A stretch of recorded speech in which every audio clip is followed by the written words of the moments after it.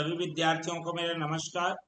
CGBSE अर्थात Chhattisgarh board कक्षा 10वीं विषय गणित अध्याय 6 निर्देशांक ज्यामिति ये प्रश्नावली 6.1 का आज के हम इस वीडियो में बेसिक कॉन्सेप्ट के साथ संपूर्ण हल करने जा रहे हैं। सभी विद्यार्थियों का मैं अपने इस प्यारे से यूट्यूब चैनल में हार्दिक अभिनंदन एवं स्वागत करता हूं, जिसका नाम है बीके मैथ्स एजुकेशन।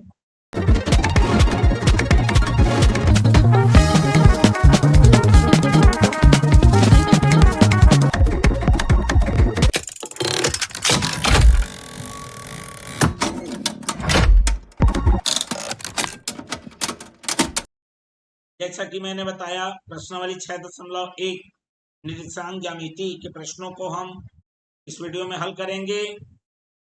जो विद्यार्थी हमारा पुराने अध्यायों का वीडियो नहीं देख पाए हैं, उनके लिए लिंक डिस्क्रिप्शन बॉक्स में अवेलेबल है, वहां से आप देख सकते हैं।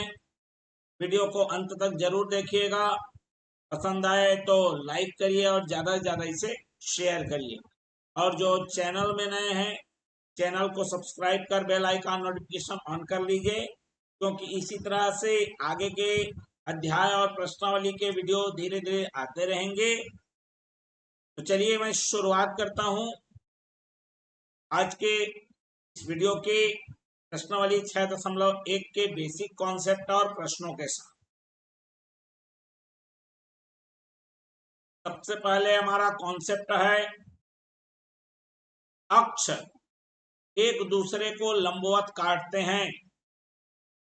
ठीक है, तो जब एक्स अक्ष, ये हमारा एक्स अक्ष है, ये इसका धनात्मक भाग, राइट साइड धनात्मक, और ये एक्स अक्ष ये है, लेकिन इधर क्या है हमारा ऋणात्मक। ये उसी प्रकार ऊपर मेरा वाई अक्ष का धनात्मक लिखा है और ये वाई अक्ष का ऋणात्मक नीचे वाला। क्लियर हो गया बात? यहां तक सुस्पष्ट है। ये हमारा मूल बिंदु है। ठीक है, मूल बिंदु। और भी आगे बताएंगे इसको। ठीक है, ये ग्राफ हमारा रहेगा जिसपे हम निर्देशांक ज्यामिति को पढ़ेंगे। चलिए और क्या है देखते हैं इसका। उसके पश्चात जैसे ही अक्ष एक दूसरे को लंबवत काटते हैं, ठीक है, ये 4 भागों में बढ़ जाता है। 4 में का एक भाग चौथाई भाग, ठीक है, 4 में का एक भाग को बोला जाता है चतुर्थांश। चतुर्थ अंश, चतुर्थ माने चौथा अंश। ये पहला चतुर्थांश हो गया, ये द्वितीय हो गया, ये तृतीय हो गया, और ये चतुर्थ 4 भागों में बढ़ जाता है। और जैसा कि मैंने बताया, जो लंबवत होके एक दूसरे को जहां पे काटते हैं वो हमारा मूल बिंदु हो जाता है। स्पष्ट है बात? यहां तक क्लियर हो गया? तो इधर आ गया मेरा पहला, इधर आ गया मेरा दूसरा, ये आ गया मेरा तीसरा, और ये आ गया मेरा चौथा, और ये जो है वो मूल बिंदु।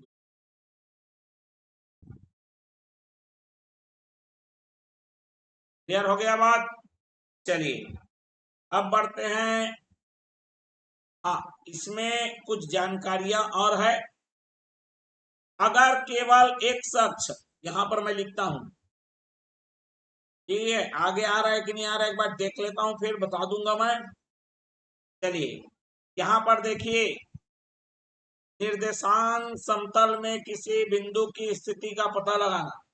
जैसे कि ये बिंदु दिया हुआ है हमको P, जो कि लिखा है 4, 3, मतलब उस बिंदु से एक अक्ष में यदि लंब डालेंगे, कहां पर दिखेगा? 4 पर।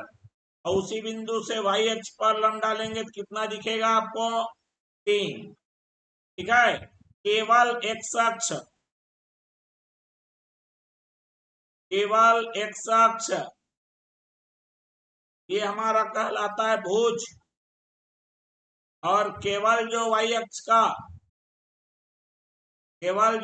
अक्ष का है दूरी, उसको हम बोलते हैं कोटि। क्लियर हो गया। और दोनों मिलके बनते हैं निर्देशांक। ठीक है, निर्देशांक बिंदु। अगर x के साथ y अगर मिला रहे तो ये हो जाता है मेरा निर्देशांक बिंदु।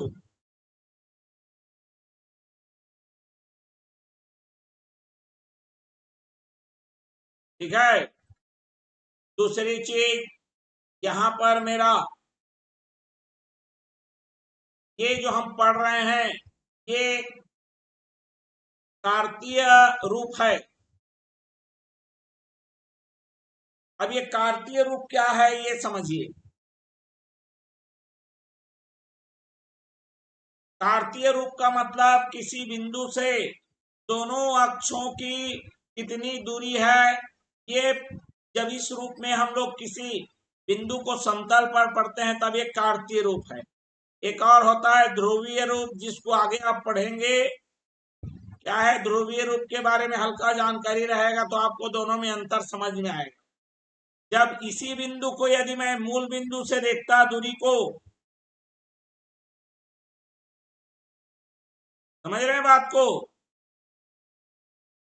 ये देखो, और कितने अंश का कोण बना रहा है, तब ये मेरा ध्रुवीय रूप होता। लेकिन यदि मैं अक्षों से उसकी दूरी देख रहा हूं तो ये कार्तीय रूप है। क्लियर हो गया। तो जो कार्तीय रूप है अक्षों से दूरी देखी जाती है,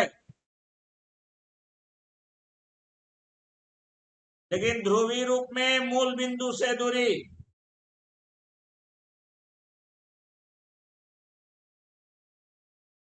क्लियर हो गया। तो इस तरह से दोनों में क्या है फर्क है। मतलब बिंदु की स्थिति को हम देखते हैं दो तरीके से, अक्षों की दूरी के हिसाब से तो कार्तीय रूप है।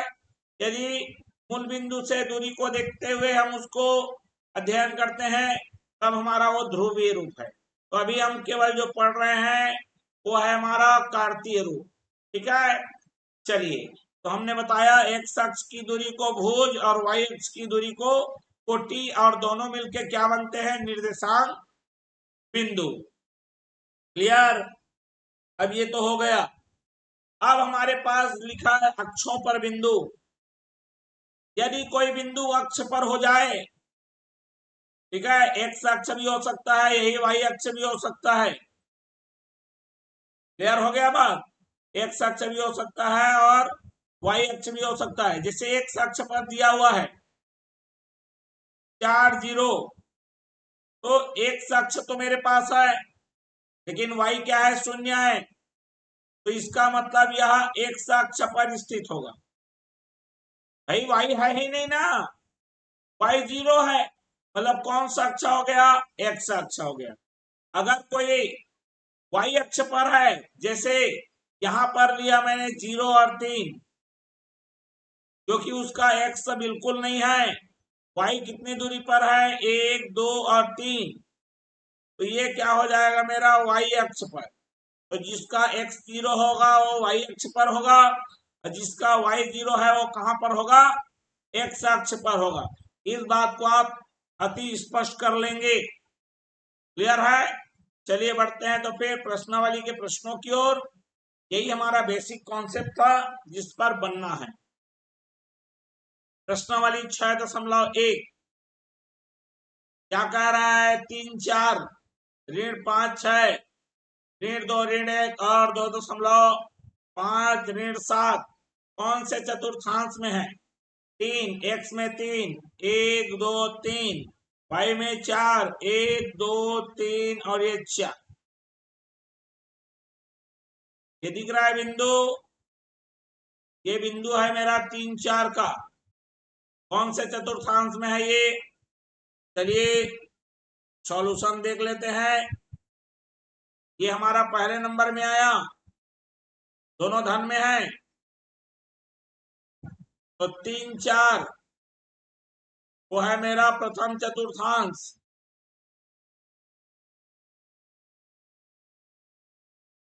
दूसरा है ऋण 5 और धन 6।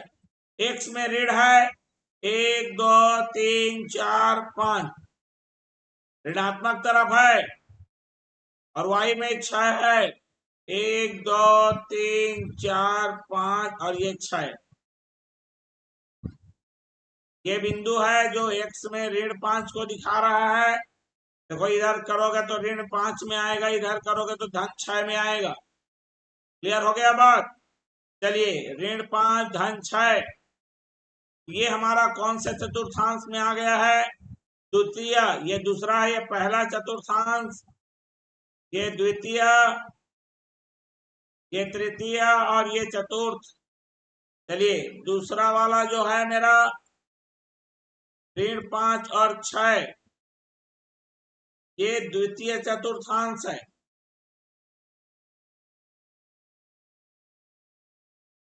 क्लियर हो गया?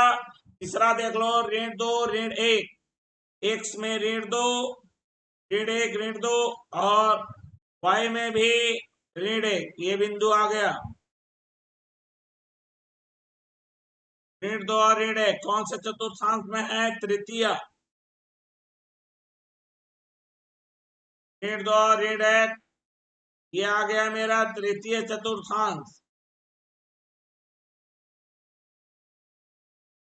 अब देखो 2.5 और ऋण 7, एक्स में धन है 2.5 यहाँ पर आएगा, और वाई में ऋण 7 1 2 3 4 5 6 7, ये बिंदु आ रहा है मेरा। ये जो बिंदु आया 2.5 और ऋण 7 कौन से नंबर में आ गया? चतुर्थ। मैं यहां पर लिख दूंगा इसे 2.5 और ऋण 7 कौन से चतुर्थांश में है? चतुर्थ चतुर्थांश में है। क्लियर हो गया? और इस तरीके से हमने पहला प्रश्न हल कर लिया है। चलिए बढ़ते हैं अगले प्रश्न के लिए। अगला प्रश्न हमसे क्या कह रहा है जरा देखते हैं। दूसरा, अब हमको बताना है कि ये कौन से अक्ष पर हैं। तो मैंने तो पहले ही स्पष्ट कर दिया है अभी। जो नहीं दिखेगा, जो दिखेगा वही अक्ष पर होगा। 0 5, एक्स में 0 और वाई में 5। तो वाई में आपको 1 2 3 4 5 दिखेगा, लेकिन एक्स क्या रहेगा? उसका 0 रहेगा, मतलब ये वाई अक्ष पर है। क्लियर है? चलिए दूसरा, ऋण 6 0, एक्स में तो ऋण 6 दिख रहा है 1 2 3 4 5 6, लेकिन वाई अभी कितना दिख रहा है? 0, मतलब एक्स दिख रहा है ना, वाई तो है ही नहीं। ये हो जाएगा मेरा एक्स अक्ष। तीसरा, ऋण 3 0, ये भी सेम उसी तरह से क्या हो जाएगा? एक्स अक्ष। ऋण 3 0, ये है मेरा ऋण 3 और 0। चौथा क्या है? 0 और ऋण 3.5, ये आ जाएगा मेरा वाई अक्ष, क्योंकि वाई दिख रहा है लेकिन एक्स नहीं दिख रहा है। क्लियर है? वो भी ऋणात्मक दिशा में। 0 1 2 3.5 यहाँ पर है, ये 0 आ गया, ऋण 3.5। क्लियर? और इस प्रकार से हमारा ये दूसरा प्रश्न भी क्या हो चुका है? हल हो चुका है। चलिए बढ़ते हैं अगले के लिए। रिक्त स्थानों की पूर्ति कीजिए। बिंदु ऋण 4 ऋण 7 दोनों ही ऋण में है। दोनों ऋण में कब होता है ये बताइए?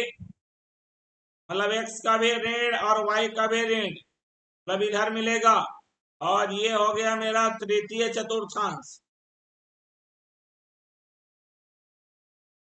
ठीक है। एक्स अक्ष पर स्थित किसी बिंदु का y निर्देशांक, अगर एक्स अक्ष में है वहां पर आपका y का निर्देशांक क्या होगा? 0 होगा। y दिखेगा नहीं आपको, x में है, x केवल दिखेगा, y नहीं दिखेगा, अभी बताया मैंने। निर्देशांकों समतल पर दोनों अक्ष परस्पर, देखो जो निर्देशांक अक्ष है वो परस्पर एक दूसरे पर क्या होते हैं? 90 डिग्री बनाते हैं, जिसको हम बोलते हैं लंब होते हैं, परस्पर लंब। क्लियर हो गया? दोनों एक दूसरे पर 90 अंश बनाते हैं, इसलिए उसे बोला जाता है लंब है। उसी प्रकार लिखा है y अक्ष पर स्थित किसी बिंदु का x निर्देशांक, यदि कोई y अक्ष में है तो उसका x तो दिख ही नहीं रहा है, मतलब उसका x क्या रहेगा? 0 रहेगा। y बस रहेगा, x बिल्कुल नहीं रहेगा। अब यहाँ पर लिखा है मूल बिंदु के निर्देशांक। मूल बिंदु माने शुरू जहां से हो रहा है, तो जहां से शुरू हो रहा है वहां पर तो x भी 0 है और y भी क्या रहेगा? 0। तो इसीलिए क्या हो जाएगा? 0 0। स्पष्ट हो गया बात? बिल्कुल। चलिए बढ़ते हैं अगले के लिए। और ये रहा हमारा अगला प्रश्न। अगला प्रश्न में कह रहा है, यहां पर जरा देखेंगे आप, बिंदुओं को दिया गया है, बिंदु को दे दिया गया है भैया। अब आपको बताना है पहला। चलिए सॉल्यूशन ए क्या पूछ रहा है? ऐसे बिंदु को लिखिए जिनके एक्स निर्देशांक समान है, जिनका आपको एक्स दिखेगा, बराबर दिखेगा। तो एक्स बराबर दिखने के लिए मैं आपको समझा देता हूं। एक्स को यदि बराबर दिखना है, ठीक है, तो उसके लिए खड़ी लकीर देखिए, खड़ी लकीर, जैसा खड़ी में एक लाइन में जो आएगा वो बराबर होगा। जैसे देखो यहाँ पर जी है और यहाँ आर है कि नहीं? बिल्कुल। तो यहां पर है मेरे पास ऐसे बिंदु, तो बिंदु जे और बिंदु आर। ठीक, ये हो गया एक जोड़ा, जी और आर। दूसरा जोड़ा देखो, यहाँ डी है और यहाँ पी है, ठीक है, और साथ ही साथ यहाँ बी भी है। चलिए, तो यहाँ पर ये हो गया मेरा जी आर, एक हो गया। अब दूसरा में आएगा मेरे पास पी डी और पी। दिख रहा है? बिल्कुल। और क्या दिख रहा है? देखो 5 5 दिख रहा है, दोनों में 5। बिल्कुल। तो ये है मेरा सी, और सी के साथ जोड़ी बन रहा है एस का। ये तीन ऐसे हमारे पास जोड़े दिख रहे हैं जिनका एक्स निर्देशांक क्या है? समान है। मतलब जब भी आपको एक्स निर्देशांक समान देखने को बोलेगा तो एक खड़ी लकीर में कौन कौन आ रहे हैं उसको देखना है आपको। क्लियर हो गया बात? चलिए दूसरा क्या बोल रहा है, देखो ऐसे बिंदु के को लिखिए जिनके y निर्देशांक समान है। जब आपको y देखना है तो आप हॉरिजॉन्टल लाइन, क्षैतिज देखो, ऐसा खड़ी नहीं देखना है, आधा देखना है। यहाँ देखो E और यहाँ B, दोनों का क्षय बराबर दिख रहा है कि नहीं? बिल्कुल एक लाइन में है। तो E और B, EB का एक जोड़ी हो गया, G और C का भी एक जोड़ी हो गया। G का जोड़ी है C के साथ हो गया। और इधर ये देखो Q और P, रीड दो, Q का P के साथ जोड़ी आ गया। Y बराबर दिखना चाहिए बोल रहा है, और R का S के साथ भी जोड़ी बराबर हो गया। आर का एस के साथ। बिल्कुल क्लियर हो गया बात। तो इस तरह से हमने निकाल लिया है। ठीक है, चलिए अब एक काम करते हैं, अगला देखते हैं। सी में क्या पूछा है? ऐसे बिंदुओं को लिखिए जिनके एक्स और वाई निर्देशांक समान है।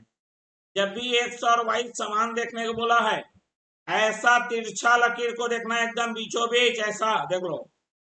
ये जो तिरछा है ना, एक कोना से दूसरा कोना, इस कोने वाली लाइन में अगर एक लाइन में आ गए तो समझ लेना कि इसका एक्स और वाई क्या है, बराबर है। तो इसमें आपको दिख रहा है क्यू, टी और सी दिख रहा है। तो जिनके एक्स अक्ष और वाई अक्ष दोनों बराबर हैं वो है सी, टी और क्यू। ये अलग अलग बिंदु होंगे, इसलिए मैं इसको डब्बे में नहीं लग रहा हूं। डी अपना है, डी है और क्यू है, ये ऐसे बिंदु है। डी अपना अलग है, डी अपना अलग है और क्यू अपना अलग है। ठीक है, तो जब भी एक्स और वाई अक्ष बराबर दिखे बोलेगा तो आप ऐसा तिरछा देखना है। तिरछे में ही आपको बीचों बीच, दोनों अक्ष के बीचों बीच दिखेगा ये। समझ रहे हैं बात को? एकदम बीचों बीच में आएगा वो। क्लियर? तो चलिए इस तरह से हमने प्रश्नावली पहला अर्थात 6.1 के बेसिक कॉन्सेप्ट को आज के इस वीडियो में क्लियर करते हुए हमने सारे प्रश्नों को हल कर लिया है। तो चलिए, जो विद्यार्थी हमारा पुराना वाला या पिछले अध्याय का वीडियो नहीं देखे हैं, लिंक उनके लिए डिस्क्रिप्शन बॉक्स में अवेलेबल है। वीडियो अगर अच्छा लगा हो तो लाइक करिए, ज्यादा से ज्यादा इसे शेयर करिए। चैनल में नए हैं तो सब्सक्राइब कर बेल आइकन नोटिफिकेशन ऑन कर लीजिए। तो चलिए फिर मिलते हैं अगले वीडियो में का अगला भाग लेकर। तब तक के लिए आप सभी विद्यार्थियों को मेरा धन्यवाद एवं नमस्कार।